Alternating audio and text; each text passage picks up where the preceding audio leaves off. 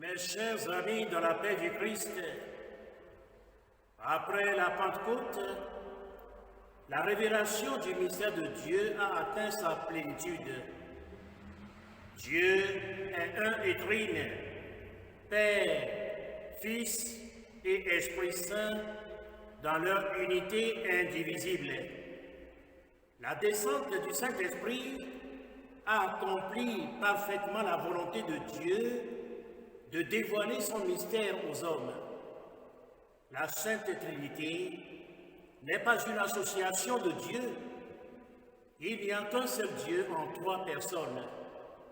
Le Père est créateur, le Fils est sauveur, et l'Esprit Saint est celui qui sanctifie et qui donne la vie.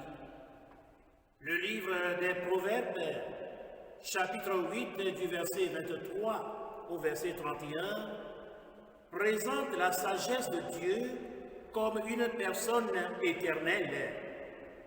Son existence, son commencement précède toute existence. Elle dit, avant tous les siècles, j'ai été fondé. Dès le commencement, avant l'apparition ou la création de la terre. Ce passage de l'Écriture est semblable à celui du Verbe de Dieu dans le prologue de Saint Jean, chapitre 1, verset 1, où il est écrit « Au commencement était le Verbe, et le Verbe était avec Dieu, et le Verbe était Dieu. Il était au commencement avec Dieu. » Les deux récits désignent en effet la même personne avec des noms différents. La sagesse de Dieu ou le Verbe de Dieu. La sagesse de Dieu est le Verbe de Dieu fait chair. L'emploi de la préposition avec met en évidence la distinction entre Dieu, le Père créateur, et le Verbe de Dieu qui fait chair pour nous les hommes et pour notre salut. Mes chers amis, la sagesse de Dieu ou le Verbe de Dieu, en devenant homme parmi les hommes, a accompli pour nous la réconciliation entre Dieu et l'humanité. Nous sommes ainsi réconciliés avec Dieu par le fait que la nature divine du Verbe de Dieu s'est unie à la nature humaine dans la personne de Jésus-Christ. Cependant, il faut reconnaître que personne ne peut entrer en possession de cet héritage de salut sans la foi. C'est donc par la foi que l'homme est réellement sauvé dans l'espérance de voir Dieu tel qu'il est dans son mystère d'amour. Cette vérité nous est rapportée dans l'Épître aux Romains, chapitre 5, du premier verset au verset 5.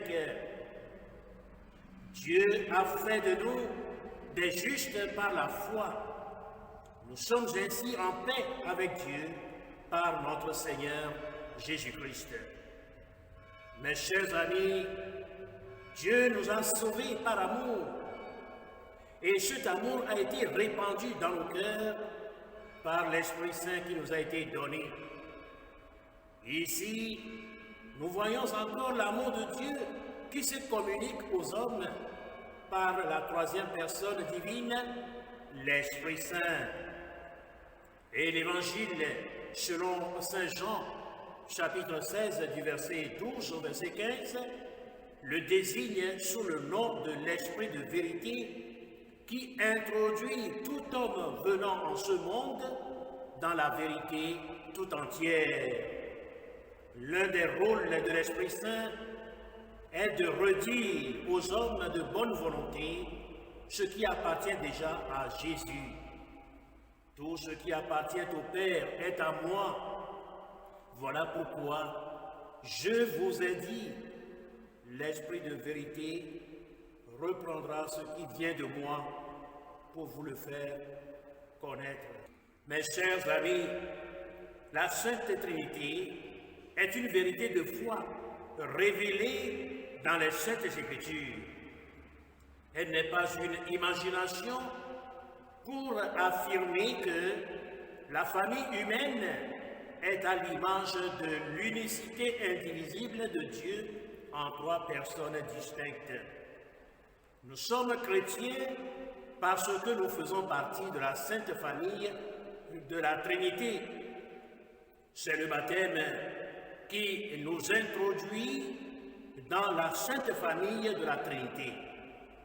C'est au nom du Père, du Fils et du Saint-Esprit que le baptême en tant que nouvelle naissance est conféré.